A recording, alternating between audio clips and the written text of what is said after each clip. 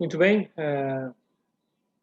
eu não pude vir dar aulas na semana passada, porque tive contratempos. Fiz consultas no hospital, depois faleceu uma irmã. Então, muita coisa na vida interrompeu a regularidade das nossas aulas. Por isso, só deixei para vós o trabalho de lerem o anexo do Código Penal. Este anexo, por que é importante? O anexo é importante porque o anexo apresenta a filosofia do nosso ordenamento jurídico, o ordenamento jurídico timorense, isto é, a maneira como o órgão político responsável pela feitura das leis, o Parlamento Nacional, representante legítimo do povo, vê, como é que ele vê a forma de traduzir o direito para o seu contexto próprio, para o contexto do Estado democrático de direito timorense. Por isso, ao estabelecer a filosofia para o ordenamento jurídico do país, consequentemente, ela tem uma visão própria, uma filosofia própria para o ramo do direito penal. Tem que estar em congruência, tem que estar em conformidade. Então, essa filosofia do direito penal, que na verdade reflete a filosofia do ordenamento jurídico timorense, está impregnada na parte inicial do nosso código, que é o anexo. A todo tempo, enquanto praticantes do direito penal, temos que conhecer a fundo esta filosofia. Ele está aqui exatamente para recordar a todos aqueles que praticam o direito penal, no sentido de ou como acusado, ou como vítima, ou como operador da justiça, ou como cidadão que quer perceber os processos judiciais, tem que conhecer a fundo, tem que alimentar a curiosidade de saber bem, conhecer bem, a filosofia do direito penal de Timor. Por isso, essas poucas páginas são muito importantes. Conhecendo bem o teor deste anexo, desta filosofia do nosso Código Penal, podemos sempre esclarecer as nossas dúvidas relativamente a cada artigo que vem dentro do Código. Quando há dificuldade de entender, a filosofia pode servir de uma fonte de inspiração para nos esclarecermos devidamente essas dúvidas, essas hesitações ou falta de clareza. Então, terão lido já a parte inicial.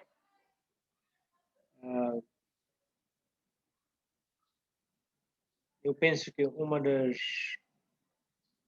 dos aspectos importantes que se realçam aqui no anexo é o princípio da legalidade.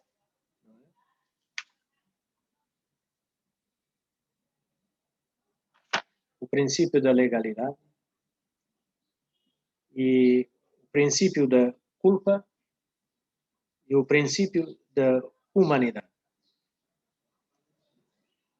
Portanto, nós temos que perceber porque é que há um princípio da legalidade. Temos que saber porque é que há o princípio da culpa. Temos que saber porque é que há um princípio da humanidade. É que tudo isto tem a sua razão de ser baseada na experiência do passado, baseada na experiência das épocas passadas da humanidade. Significa que nos primórdios, ou nos tempos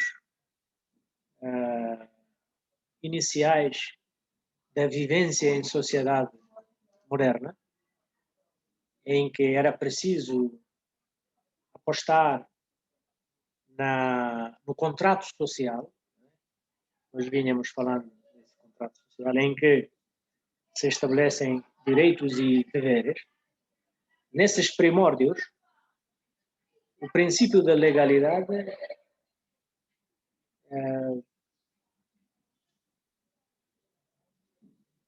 surge como a resposta, a reação das próprias sociedades relativamente a experiências negativas das sociedades anteriores, sempre assim. Porque se olharmos para a história da humanidade, a história da evolução das sociedades humanas, em que a verdade estava do lado da força. Quem tinha força tinha a verdade, tinha a razão. E isto prevaleceu por muito tempo, em que o poderoso era o que tinha a razão, era o que ditava a verdade. A verdade era sempre do lado do poderoso, não é? E então não podia sustentar as sociedades. E então era preciso fazer leis para garantir que a razão e a verdade não dependessem da força, mas que a verdade estivesse do lado da razão, né? Do raciocínio lógico. Portanto, tinha que ser uma sociedade virada para a racionalidade e não uma sociedade virada para quem tivesse mais força. Mas isto levou claramente várias gerações, muitas gerações, para se fazer esta transformação de mudar, de deslocar a força ou a verdade, deslocar a verdade não onde estivesse a força, mas onde estivesse a razão. Onde o raciocínio lógico revelava a verdade, aí se devia situar essa verdade, se devia proteger essa verdade, se devia aplicar essa verdade. E não a verdade colocada à disposição do poderoso. Então, o princípio da legalidade, assim entendido, significa que a razão ganhou mais força do que a própria força. Força política, força física. A legalidade significa o estabelecimento de leis, e essas leis eram entendidas como convenientes, eram entendidas como corretas, perante a razão, perante o raciocínio lógico, coletivo, da sociedade. Portanto, as leis eram estabelecidas e entendidas como corretas, como convenientes para a sociedade. Perante o raciocínio lógico, sob o escrutínio da racionalidade. Não é? Significa que uma pessoa com faculdade de raciocínio lógico, dentro da racionalidade, com idoneidade lógica, não é? Vê e entende que as leis são convenientes para a sociedade e as leis são corretas para a sociedade. E estas leis, daí o princípio da legalidade, têm que se aplicar. Para quê? Para evitar que, a partir de agora, não é a força política, o poderoso, o detentor do poder político, é que determina a verdade, mas sim são os procedimentos legais que vão determinar a verdade. Esses procedimentos legais já filtrados pelo princípio da racionalidade, filtrados por uma razão lógica, aceites pela comunidade, pela consciência ético-social, como corretas, como justas e como convenientes à sociedade. Então, é fácil nós agora pensarmos numa coisa, que se uma sociedade for governada por um poder ditatorial, se uma sociedade for governada por um poder absolutista, se uma sociedade for governada por um regime opressivo, não há lugar para a legalidade, não há lugar para a racionalidade, não há lugar para a verdade lógica, segundo o raciocínio lógico. Há lugar, sim, para a vontade do absolutista. Há lugar, sim, para a vontade do regime opressivo. Há lugar, sim, para a vontade do regime ditatorial. Então, a força política, o detentor da força política, do poder político, determina a verdade.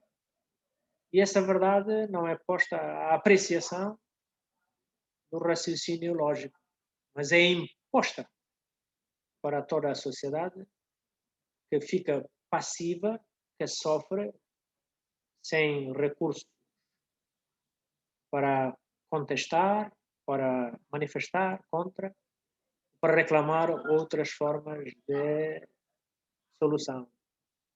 Então, quando nós adotamos o princípio da legalidade, significa que todos os cidadãos dependem agora do raciocínio lógico, da racionalidade, do respeito aos termos legais.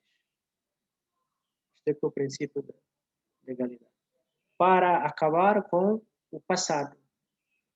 Este princípio da legalidade surge para reagir contra um passado que a sociedade já não suportava, que era a verdade ser determinada pelo poder político. A verdade ser determinada pelo detentor da força política, pelo poder absolutista, pelo regime ditatorial, e não pela racionalidade, e não pela razão lógica, e não pelo espírito das leis, leis vistas pela sociedade como justas, corretas e convenientes para as suas vidas. Então, o princípio da legalidade é uma reação contra o passado que desrespeitava, nesse sentido, desrespeitava a verdade tal e qual como ela é, para impor uma verdade somente conveniente à vontade do poder político. Então não há democracia, não há transparência, não há respeito pelos direitos humanos. Há só a conveniência de manter o status quo do poder político. Isto explica um bocado porque é que surgiu o princípio da legalidade. Cuidado que nós não estamos a dizer que hoje em dia tudo se está a realizar segundo as leis. Não, não é isso que estamos a dizer. Estamos a dizer que o princípio da legalidade surgiu porque as sociedades já não suportavam uma vivência social em que a verdade estava sempre com o poder político. E os subordinados, o povo simples, estava sempre colocado do lado da dependência, né, dessa verdade. Só dependia dessa verdade. Não podia reagir, não podia denunciar, não podia contrariar. Só podia cumprir passivamente aquilo que a vontade política determinava, como que eles são os detentores únicos da verdade. Então surgiu o princípio da legalidade para contrariar isso. A verdade não está na boca do rei ou do regime militar, mas a verdade tem que estar nos procedimentos legais. E aí já depende do raciocínio lógico, da racionalidade. Hoje em dia, dependendo da formação dos juízes, dependendo da formação dos procuradores, dependendo da formação dos defensores ou advogados, se pode realizar a verdade certa. Não é? Portanto, nós estamos em construção contínua, nós estamos em formação contínua.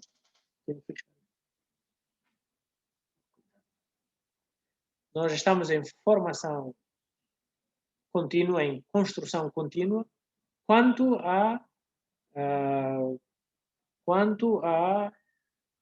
realização do princípio da legalidade. Não é um dado fixo já. Não é? Nós temos que, a cada momento, no Estado democrático de direito, aplicarmos-nos profundamente para que esse princípio da legalidade se concretize no dia a dia. Então, a formação dos juristas, da comunidade jurídica, a formação dos magistrados, dos juízes, dos procuradores, os defensores públicos, os advogados, é uma aposta contínua do Estado Democrático de Direito. Para quê? Para que eles, ao procurarem a verdade, recorrerem ao seu raciocínio lógico, tanto quanto possível, para demonstrar a porção exata, o grau exato dessa verdade. Para que a condenação que recaia sobre alguém seja uma condenação justa, já bem medida, bem como que discutida, refletida, no sentido de que não se faz o excesso, não se atribui uma pena excessiva à pessoa que cometeu o crime, mas dá-se uma pena proporcional, consoante o grau da culpa do agente. O princípio da legalidade serve bem a todos nós.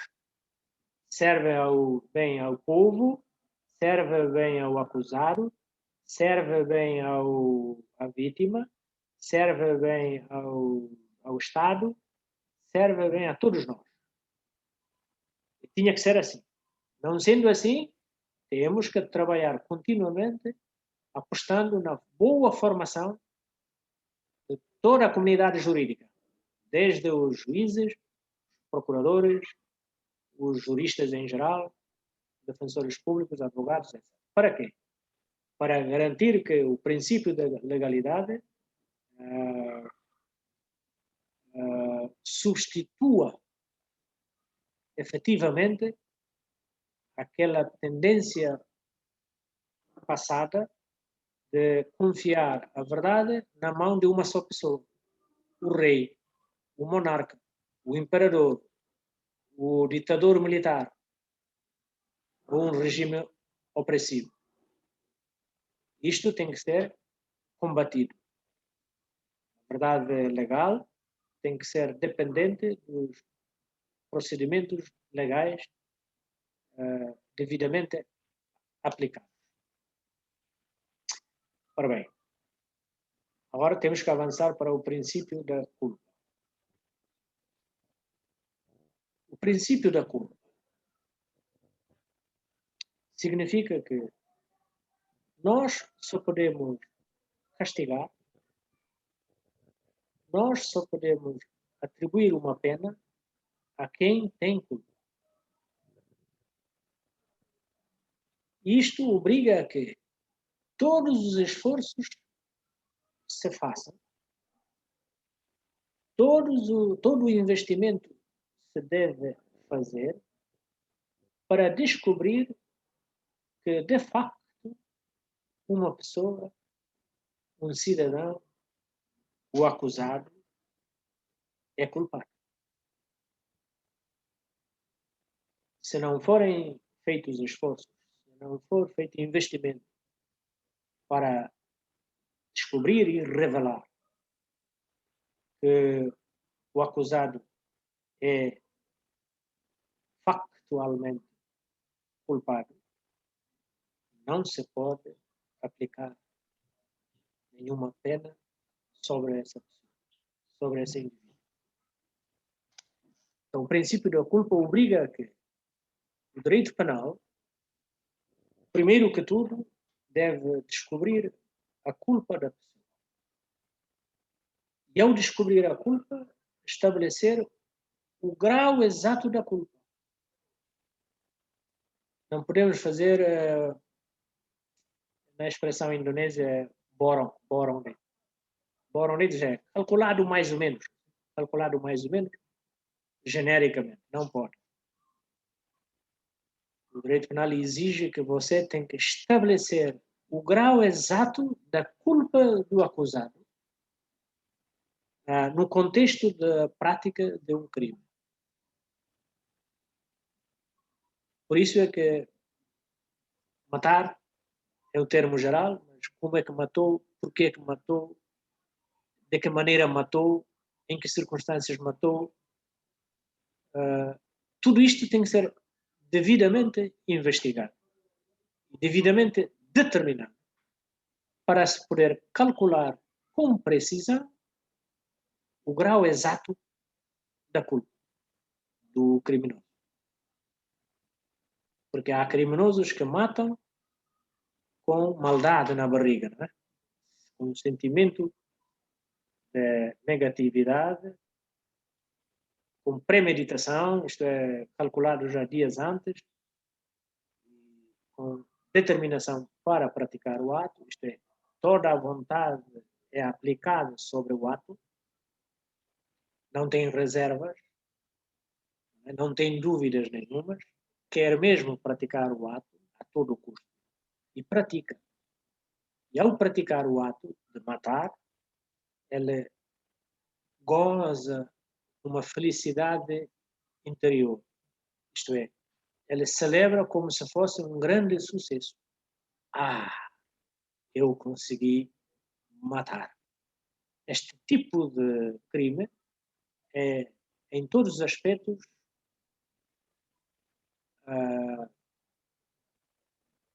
como que a totalidade da maldade está aplicada no ato. Não há margem para remorso, de arrependimento, de pensar de outra maneira, eu não devia ter feito isso. Essa pessoa veio pensando em matar, preparou-se para matar e no momento de praticar o ato de matar, praticou com toda a vontade e depois de matar sentiu-se feliz, sentiu-se realizado, sentiu-se um homem com êxito nos seus planos. Aí está a totalidade da maldade. Portanto, a culpa é inteiramente dele. Por isso a pena, aqui neste caso, a pena inclina-se a pena máxima para aquele ato. Podemos ir ao Código Penal, consultar qual é a moldura penal, mínima e máxima, e o juiz vai buscar a parte mais encostada à máxima para penalizar esse criminoso. Que é diferente agora de um senhor que não tem vontade de matar, não é? Nunca quis matar, ou pensou em matar, mas não estava decidido, não estava determinado. E ao calhar, pronto, não se controlou, não se saltou fora de si, isto é, a certa altura descontrola-se e mata mesmo. Já tem um menor grau de culpabilidade. Quer dizer, a culpa é dele, só que a maldade que ele trouxe na barriga, digamos assim, para praticar esse ato, não é tão volumoso, não é tão grande como o primeiro caso que descrevemos. Haverá outros casos menores, como alguém por descuido mata. Se por descuido mata, significa nem tem vontade de matar, nem tem plano de matar. Quando matou, não gostou do que fez, arrependeu-se imediatamente, sentiu pena. Portanto, isto também, quer dizer, o ato é o mesmo, praticou, o resultado é o mesmo, quer dizer, uma pessoa acabou por morrer. Mas veja a atitude das pessoas que a mataram. No primeiro caso, toda a maldade é aplicada sobre a vítima. No segundo caso, menos. No último caso, até nem há maldade. Por isso é que o princípio da culpa é importante. Porque senão nós fazemos o chamado borrão lei. Você é que matou, você tem tantos anos de prisão. Não dá, não é justo. O direito tem que servir a justiça. Se não serve a justiça, tem outro nome. Não pode ter o nome de direito. Deve ter outro nome qualquer. Tem que servir a justiça. E o princípio da humanidade. O princípio da humanidade é olhar para a pessoa da vítima, tanto quanto olhar para a pessoa do acusado, do agente do crime, como indivíduos de natureza humana, com dignidade humana.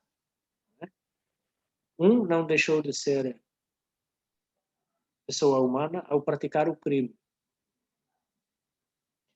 O que o direito persegue é a sua ação criminosa. O que o direito persegue é a sua conduta criminosa. O que o direito persegue não a sua dignidade humana. O direito não vai negar a dignidade do criminoso como sendo uma pessoa humana. O direito não vai negar a sua humanidade. Ele continua a ser um ser humano. A sua conduta social é que vai ser perseguida de forma sistemática pela lei e pelos tratamentos em que a liberdade dele é limitada Agora, com a finalidade de recompor a sua postura na sociedade. Veja como o direito é tão pedagógico. Ele castiga, mas castiga num projeto de recuperar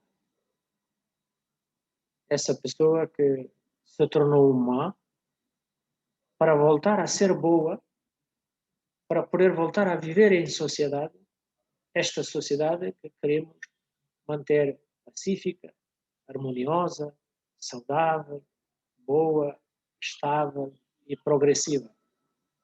Se há um elemento que perturbou o ritmo de realização dessa sociedade, o ritmo de ser uma sociedade estável, harmoniosa, pacífica, se há um elemento que perturbou, é esse criminoso que perturbou.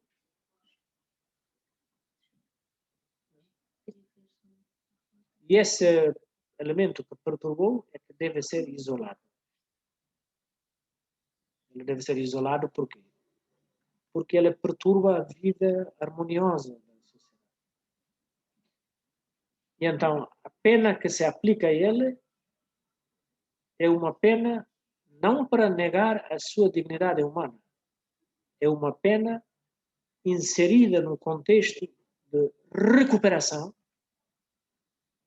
da sua conduta social, no sentido de ajudá-lo a desprezar-se do lado mau, das tendências más na sua conduta, para voltar a ser uma pessoa boa, com boa conduta, para poder voltar a viver em sociedade, em convivência com outros elementos da comunidade ou da sociedade. Então, o tratamento que damos à pessoa é um tratamento sempre humano. A severidade vai conforme a culpa dele. Se ele é profundamente culpado, então a pena dele deve refletir essa profundidade da culpa. Se ele é apenas ligeiramente culpado, a pena também deve ser ligeira para corresponder à ligeireza da culpa. Portanto, o princípio da proporcionalidade, que terão aprendido já em outras disciplinas, o princípio da proporcionalidade. Agora, esse elemento que temos aí, essa figura que temos no ecrã, é para dizer que a pena, vocês veem aí, a pena sobe, vai subindo e ela pode chegar até o ponto máximo, que é a culpa. Aquele tracinho que vai para cima não pode ultrapassar a seta que está em cima. A seta que está em cima é a culpa. É a baliza. É a baliza. A pena pode ir até onde estiver a culpa. Não pode ultrapassar a culpa. Mas a pena pode estar abaixo da culpa. Não é? Se, por exemplo, o juiz calcular que essa pessoa tem a culpa já determinada, com evidências, com provas e tudo, a culpa já está provada, merece uma pena de 10 anos de prisão, o juiz não pode dar 11 anos de prisão. Só pode dar 10 anos de prisão, o máximo.